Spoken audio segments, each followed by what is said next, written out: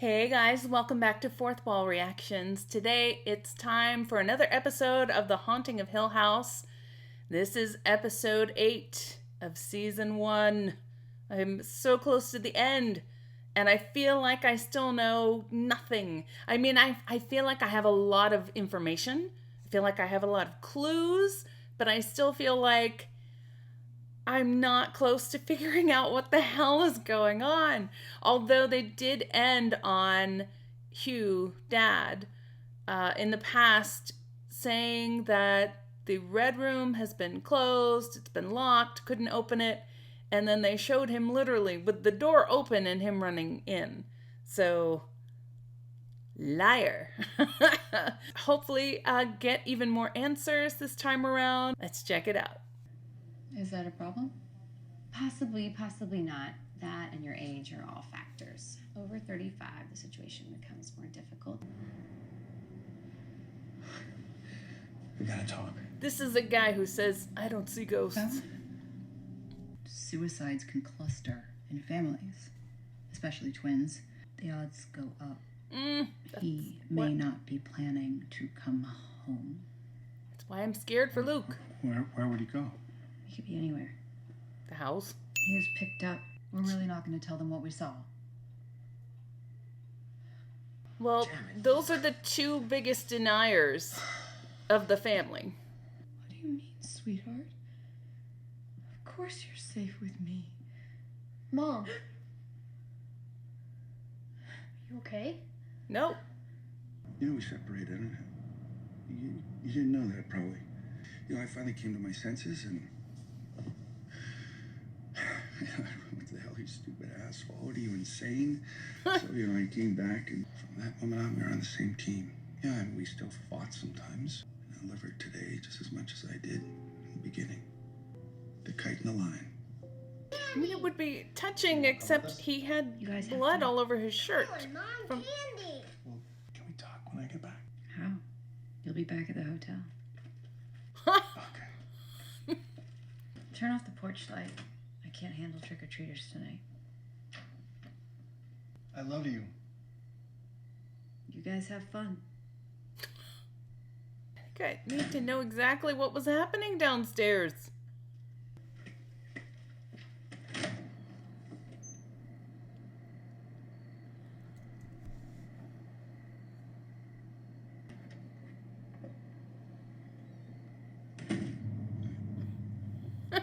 I'm bracing for stuff that's not happening. I can't lose.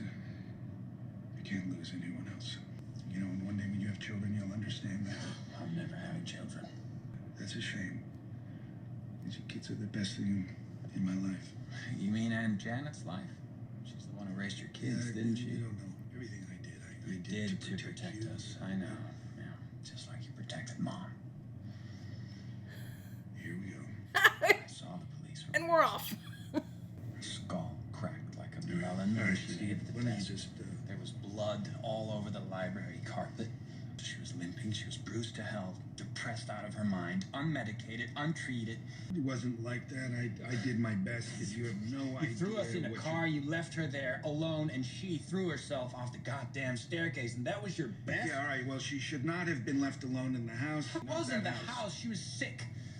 She was sick in her mind, and the one person that was supposed to take care of her didn't do a goddamn thing to get her help.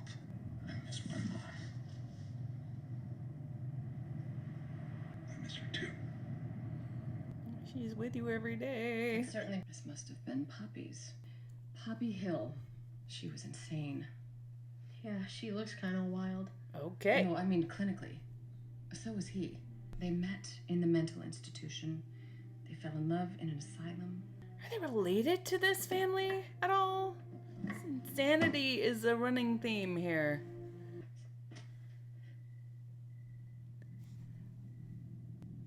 Okay, what?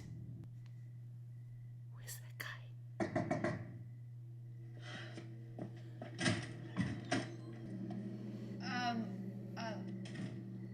I was just coming to apologize. Who are you yelling at? Shouldn't you be I packing? know what it looked like last night. You're making out with my husband. No. If you would just let me talk. I don't care what you have to say. Do you understand? Get out. No! No!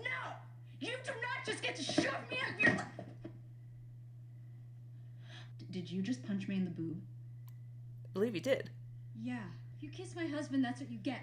You get punched in the fucking boob. And you get evicted from my fucking house.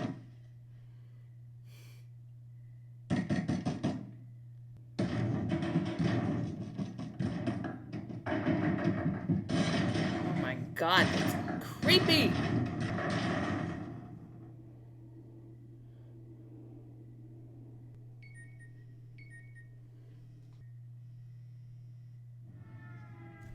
What? What? I got a hit. Oh no. The card at a gas station. Is he going to the house? Is he going to the house? Text me the address? Damn house? Amherst is on the way. Yeah, I know where it is, right? You guys are gonna stay there. We're gonna go to Amherst. Okay, he's going to the house. Oh my god. If he's heading... Shirley, listen to me. You're gonna stay put. You hear me? Tell them what happened. Tell them what just happened. Some fucking kids playing a prank is what happened. You know it wasn't. You know that. It's not the only thing like that that's happened here tonight. It happens all the time. Luke is going to the house. Of course he is. The goddamn house. Our family has a disease that's never been treated because it was easier to listen to your crazy stories about an evil house. And that's why you think you'll never have kids. Oh, I know I'm never having children. Because you think that they'll just have the same imaginary sickness. Nell was delusional, depressed. Luke's an addict. Shirley is a control freak. And Theo's basically a clenched fist with hair. The whole fucking family. So yeah, I'm never having children. I made sure. Had a little operation, did we? Sick to me. Reversible. Right out of college. The right call, believe me, because if I ever doubted it, some of the... Right out of college, then... You really did? You didn't tell her? No. Even sitting in the doctor's office. She wanted kids, I knew that. You are a schmuck. I kept thinking I'll tell her later, now's not the time. And then we were trying, and she was so upset it wasn't working. You tell her. And I couldn't say, I can't. My genes. I know you're taking a little vacation. I wanted to cheer you up. How long are you going to be gone? He did a good job on that. Thank you. Thank you. I love it. Mom?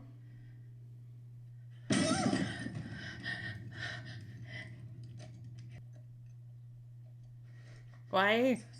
And then he filled up some cans, like 5 cans. Oh, 5 cans? he is gonna burn that down. He's gonna burn it down. Burn it to the ground.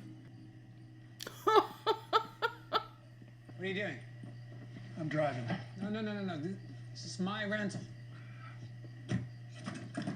Oh, you mean right now? He bought 5 cans of gasoline. He's not going there to kill himself. He's going to burn the house down. That's a relief. He's in more danger now than he's ever been. And if he tries to burn it, it will defend itself.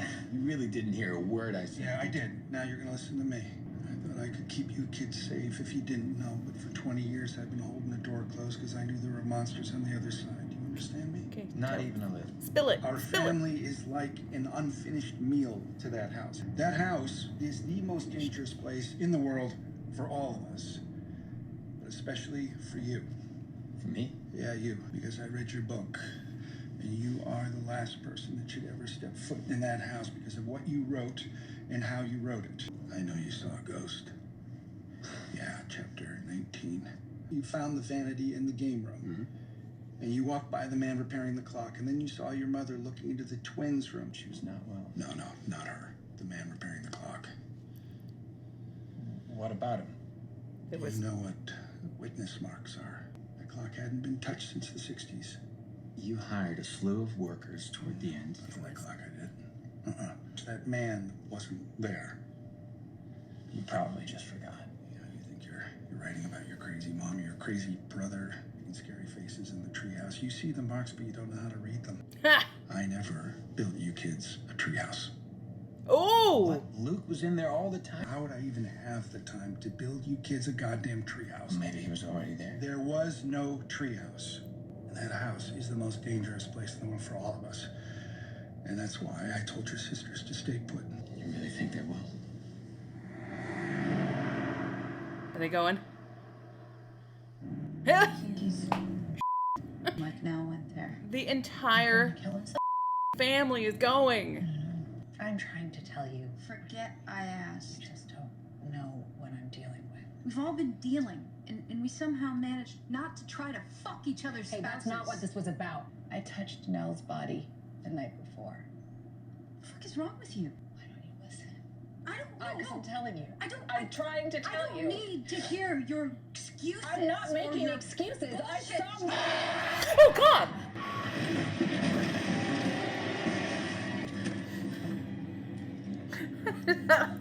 Heart attack.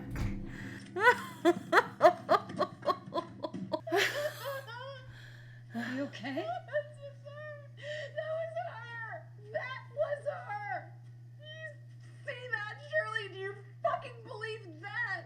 I touched Nell because I had to know. You know what I'm talking about. Don't pretend that you don't.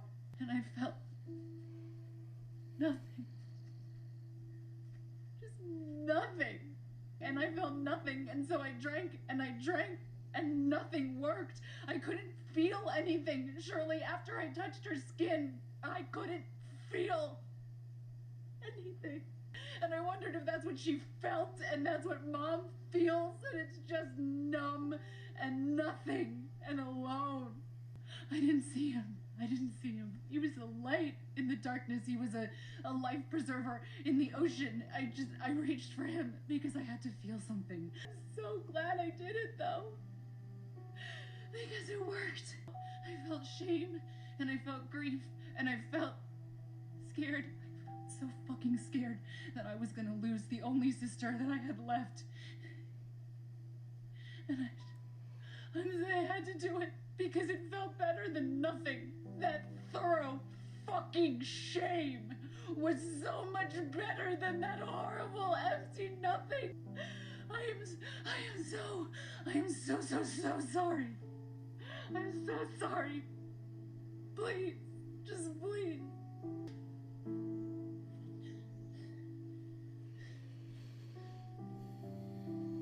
That's it from Shirley. My God, she is so shut down. Like, Theo's over here on fire. Shirley is just... Wow. Oh. Oh, red light.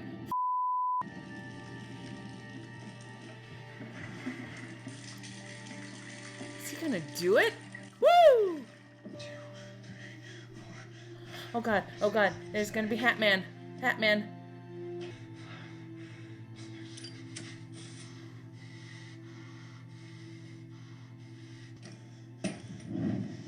Okay, now you need to... Wait, what? No. Oh, no!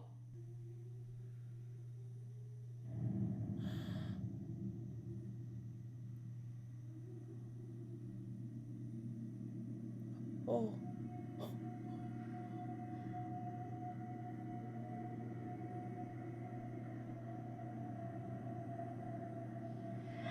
Oh God! God! Jesus! You can... Oh. Okay. That was episode 8. When I get worked up, I do tend to swear. There's going to be a lot of bleeping going on. Where do I start? You know, this episode kind of built very slowly, but it was very tense. It's bizarre how the influence of the house can follow them, even, years after they have left it. But, this funeral home where death is, all the knocks on the doors and the windows and the ghost that smashed the thing and crawled out all creepy like. But they see ghosts everywhere. They see these spirits everywhere. The dad sees his wife. He sees his wife all the time.